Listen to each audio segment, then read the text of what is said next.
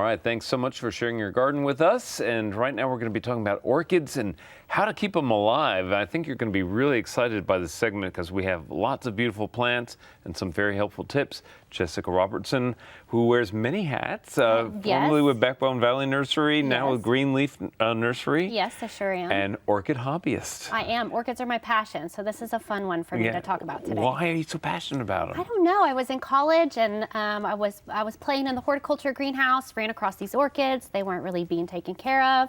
I came to the Orchid Society here in Austin, and I was hooked ever thereafter. Oh, it's easy to get hooked, right? Watch it. It goes from 1 to 500 overnight. I'm telling you.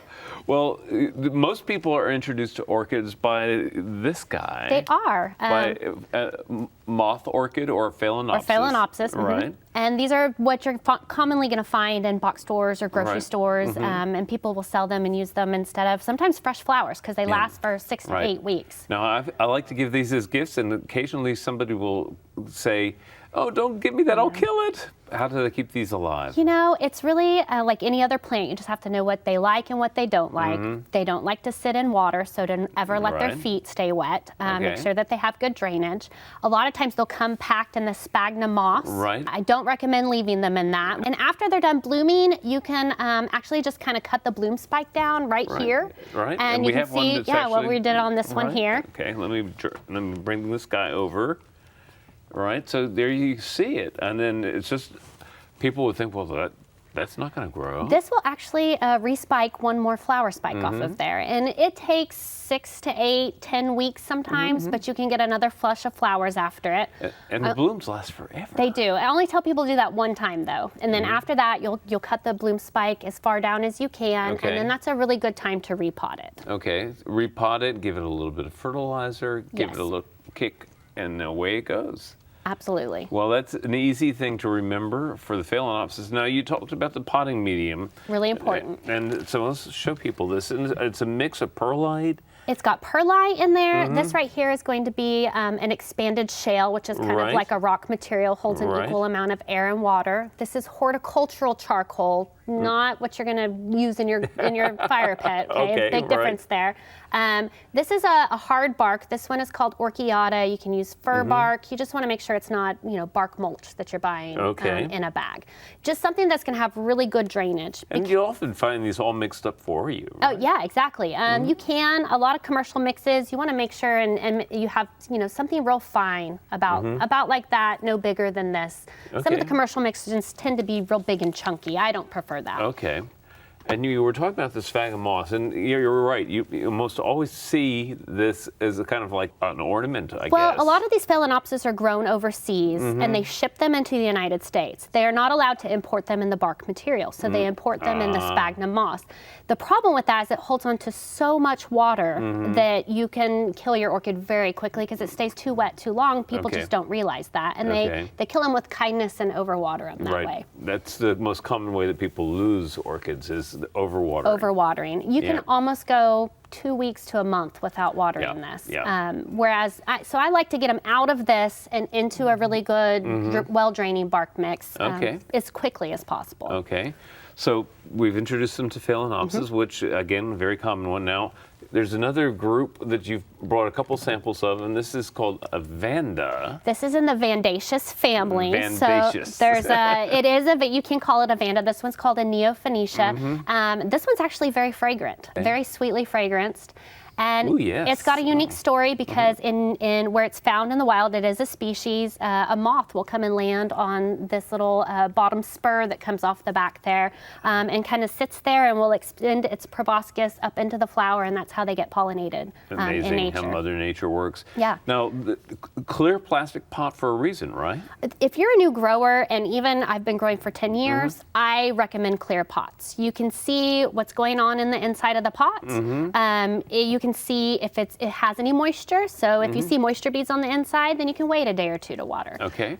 There's another Vanda that you've brought along, and this color is knocking me out. I just love it. And the form of the plant is really interesting. It is. They kind of grow upwards like that. These are grown a lot of times in baskets. And typically these are higher light orchids, and so they're hung at the top of a greenhouse or someplace that's going to get really bright light. Probably not the best orchid for indoors, or you would want a greenhouse or someplace brightly lit for that one there. Okay. Well, again, those are Vandaceous, which sounds bodacious.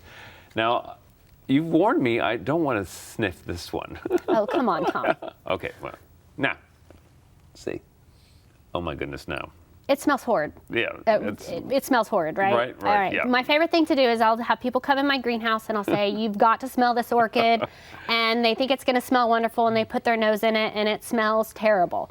These are pollinated by flies. So if you can imagine what flies like to the smell they like, then everybody can use their best imagination there. Okay.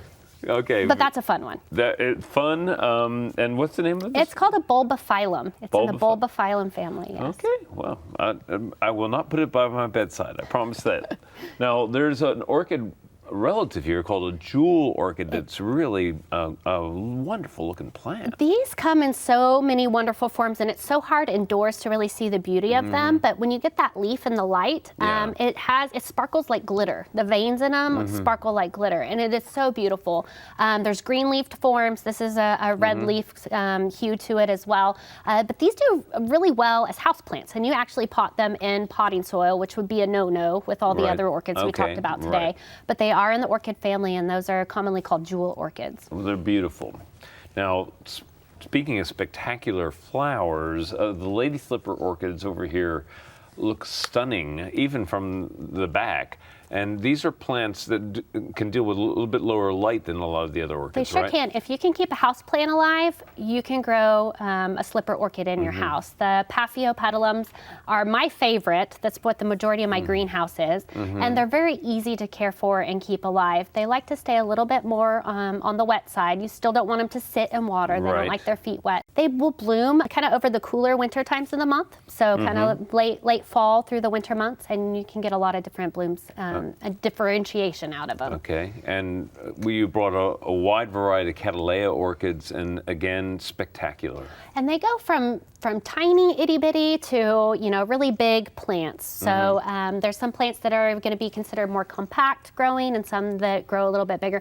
And the color variation and the petal variation of Cattleyas is just, I love them, because you can get so many different flowers out of that same genre of the plant. Big showy blooms often, and the coloration on the petals is really just exquisite. It's easy to understand how you get addicted to these plants, I tell you. It's very easy to get addicted. Now, on the care side for the Cattleya, is there anything special about the care? They like a little bit higher light, and they can go a little bit drier in between, whereas the Phalaenopsis and the slipper orchids definitely need to stay in that moist water time frame, I guess, is the best way to term that. But these can go a little bit more on the dry side. And a lot of times, think these are actually growing up in trees, clinging to the bark of trees. So we cheat Mother Nature, we turn it sideways, and we put it in a pot. So.